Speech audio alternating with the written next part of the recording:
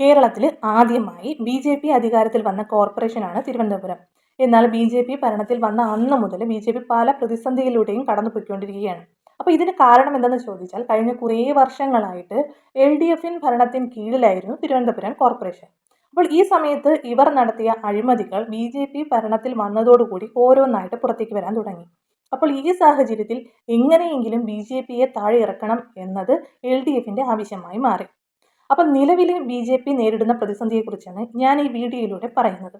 അതായത് നിലവിൽ തിരുവനന്തപുരം കോർപ്പറേഷന്റെ ഭാഗമായി BJP കൗൺസിലറായി തിരഞ്ഞെടുക്കപ്പെട്ട R സുഗതൻ എന്ന വ്യക്തി കാപ്പ കേസ് ചുമത്തപ്പെട്ട സാഹചര്യത്തിൽ ഇപ്പോൾ ജയിലിലാണ്. അപ്പോൾ ഇതേ സമയം തന്നെ കോർപ്പറേഷനിലെ 20 അംഗങ്ങളുടെ സത്യപ്രതിജ്ഞ കോടതി അസാധുവാക്കുകയും ചെയ്തു. ഇതിന് കാരണം എന്തെന്ന് ചോദിച്ചാൽ ഈ 20 അംഗങ്ങളും ഹിന്ദു ദൈവങ്ങളുടെ പേരിലാണ് സത്യപ്രതിജ്ഞ ചെയ്യുന്നത്. അപ്പോൾ ഈ 20 അംഗങ്ങളിൽ R സുഗതനും ഉണ്ട്. എന്നാൽ ഇതേ സമയം തന്നെ ഇസ്ലാം ദൈവത്തിന്റെ പേരിൽ സത്യപ്രതിജ്ഞ ചെയ്തവരും ഈ കോർപ്പറേഷനിൽ ഉണ്ട് എന്നതാണ് വസ്തുത. എന്നാൽ ഹിന്ദു ദൈവങ്ങളുടെ പേരിൽ സത്യപ്രതിജ്ഞ ചെയ്തവർക്കെതിരെ മാത്രമാണ് കേസ് കൊടുക്കുന്നതും അതിലാണ് കോടതി വിധി വരുന്നതും. അങ്ങനെ 20 പേരുടെയും സത്യപ്രതിജ്ഞ അസാധുവാകുകയും അതിൽ 19 അംഗങ്ങൾ ഇപ്പോൾ സത്യപ്രതിജ്ഞ ചെയ്യുകയും ചെയ്തു. എന്നാൽ R സുഗതന് സത്യപ്രതിജ്ഞ ചെയ്യാൻ സാധിച്ചിട്ടില്ല.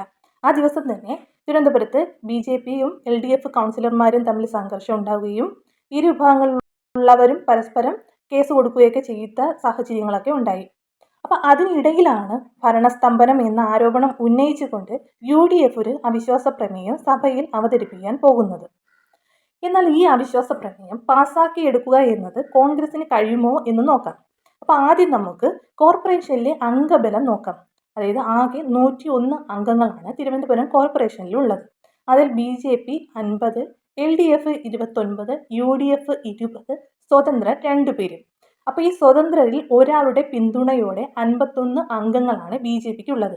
അങ്ങനെയാണ് BJP കോർപ്പറേഷൻ ഭരണം പിടിക്കുന്നത്. UDF 20, LDF 29. എന്നാൽ ഇവർ ഇരുമുന്നണികളാണ്. എന്നാൽ ഇവർ ഒരുമിച്ചാൽ 49 പേരാകും. എന്നാൽ ഇവർ ഇരുമുന്നണികളാണ് കേരളത്തിൽ.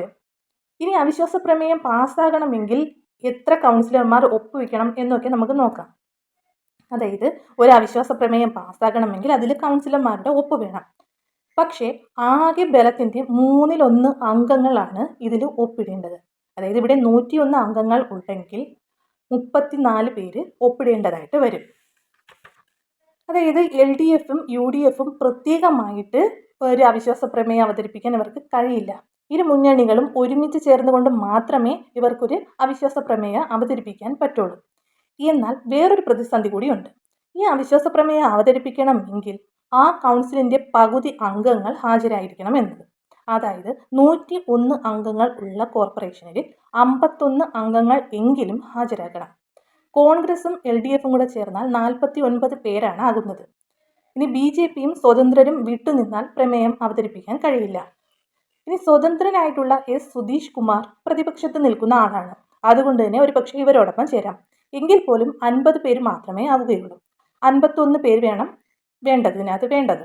ഇനി ഭരണപക്ഷം നേരിടുന്ന പ്രതിസന്ധി എന്നു നോക്കിയാൽ 50 അംഗങ്ങൾ ഉണ്ട്. പക്ഷേ അതിൽ ഒരു അംഗമായ R സുഗതൻ വീണ്ടും പ്രതിജ്ഞ ചെയ്തിട്ടില്ല. അതുകൊണ്ട് തന്നെ 49 എന്ന നിലയിൽ മാത്രമേ അംഗബലം കണക്കാക്കാൻ പറ്റുന്നുള്ളൂ. കൂടാതെ സ്വതന്ത്രനായിട്ടുള്ള പാറ്റൂർ രാധാകൃഷ്ണൻ എന്ന വ്യക്തിയാണ് BJPയെ പിന്തുണയ്ക്കുന്നത്. ഇവിടെ പാറ്റൂർ രാധാകൃഷ്ണന്റെ തീരുമാനം നിർണായകമാകും. ഈ 2 സ്വതന്ത്ര വ്യക്തികളും UDFും LDFും കൂടെ ഒരുമിച്ച് നിന്നാൽ മാത്രമേ 51 എന്ന അംഗസംഖ്യ ആവുകയുള്ളൂ. എങ്കിൽ മാത്രമേ ഇവർക്ക് അവിശ്വാസ പ്രമേയം അവതരിപ്പിക്കാൻ കഴിയുകയുള്ളൂ.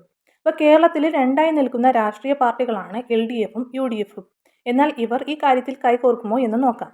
കൈകോർക്കുകയാണെങ്കിൽ കേരളത്തിലെ ഇന്ത്യ മുന്നണിയുടെ തുടക്കം തിരുവനന്തപുരം കോർപ്പറേഷനിൽ നിന്നാണെന്ന് നമുക്ക് പറയേണ്ടി വരും.